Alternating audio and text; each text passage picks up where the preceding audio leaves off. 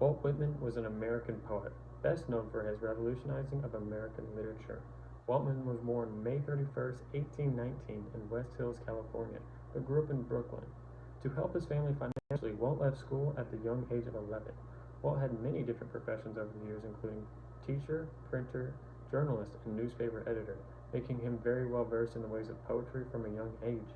Whitman was a devoted believer in democracy. He believed everyone was equal, regardless of where they come from.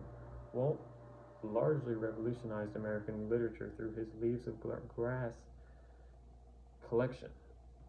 The collection touched on many themes such as life and death, the celebration of freedom and individualism, and the admiration of Mother Nature, along with the marvel of life. Walt Whitman's writing style in this collection was primarily free verse, and the poems he wrote were often very long. One of the poems from the collection, Song of Myself, is a staggering 1,300 lines. Whitman revolutionized American poetry by breaking away from traditional poetry norms.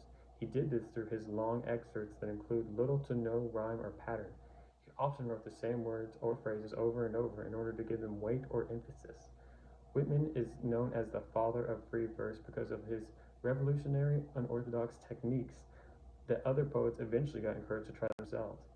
The poem Song of Myself is a famous poem about the exploration of Walt's ideas on life, nature, and himself, and a great example of Walt's techniques. Here's an excerpt from the poem. I celebrate myself and sing myself, and what I assume, you shall assume. For every atom belongs to me as good belongs to you. Walt's idea in this stanza is for everyone to celebrate every life, including your own, as all life is connected to one another. This stanza sets the tone for the entire poem. The poem then goes on and on about nature and individualism and the celebration of life. The repeating of these ideas gives them emphasis. Overall, Walt Whitman left his mark on the world and especially this country.